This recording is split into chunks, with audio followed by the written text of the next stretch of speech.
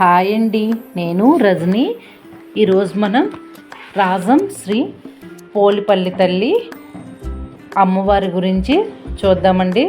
తల్లికి ఆ తల్లి హిస్టరీ కూడా కాస్త చూద్దామండి. ఆంధ్రప్రదేశ్ విజయనగరం జిల్లాలో రాజం సమీపంలో ఉన్న శ్రీ పోలిపల్లి పైడి తల్లి అండి. అమ్మవారు ఆలయం స్థానిక విశ్వాసం ప్రకారము 18వ శతాబ్దంలో బొబ్బిలి యుద్ధం 16వ ఆధారంగా 1926లో రాంభద్రాపురం రహదారిపై నిర్మించబడిందండి. పైడిబాంబ విజయనగరం రాజు సోదరి అమ్మవారికి అంకితం చేయబడిందండి.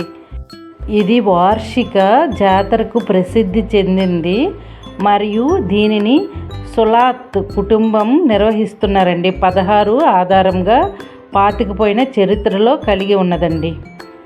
దీని యొక్క మూలాలు ఏంటంటే, ఈ ఆలయము 1757 బొబ్బిలి యుద్ధంలో ముడిపడి ఉన్నదండి. బొబ్బిలి యుద్ధంతో ముడిపడి ఉన్నది.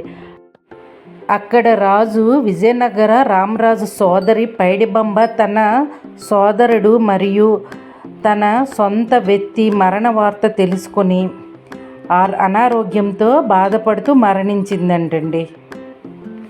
1757లో పతివాడ అప్పలనాయుడు అనే భక్తుడికి కలలో దేవత విగ్రహం కనిపించింది. ఫలితంగా ఆమె విగ్రహంను ఒక చెరువులో కనబడినదని పురాణాలు చెప్తున్నాయండి. రాజం సమీపంలో ఆలయ అధికారులు 1926 ప్రాంతంలో నిర్మించబడిందండి. భారీగా జనసమూహాలతో ఆకర్షించబడిన వార్షిక జాతర అండి. ఇది ఫిబ్రవరి-మార్చిలో జరుగుతుందండి. ఈ పండుగ సులాత్ కుటుంబ ఆచారాలు నిర్వహిస్తుందండి. ఈ పండగ ఆరోగ్యము మరియు శ్రేయస్కరకు ప్రత్యేక ప్రార్థనలు చేస్తున్నారండి రాజాం ప్రజలు. 2026లో పోలిపల్లి తల్లి అమ్మవారి వేడుకలు అధికారికంగా రాష్ట్ర పండగగా గుర్తించారండి 16న. ఈ ఆలయం స్థానిక సమాజానికి విశ్వాసానికి చిహ్నంగా ఉందండి.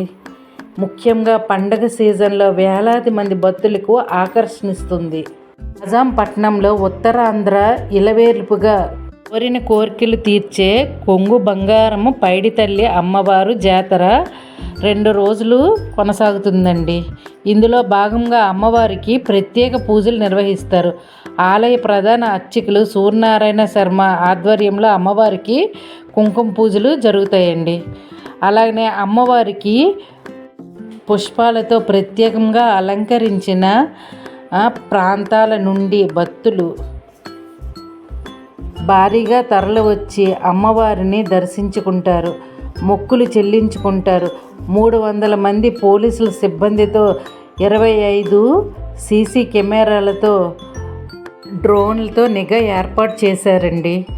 రాజాం పట్టణం అంతా కొన్ని కిలోమీటర్ల మేరకు విద్యుత్ దీపాలు అలంకరించి సాంస్కృతిక కార్యక్రమాలకు ప్రత్యేక ఆకర్షణీయంగా నిల్చుందండి. Thank you. Please subscribe. నచ్చితే థ్యాంక్ యూ.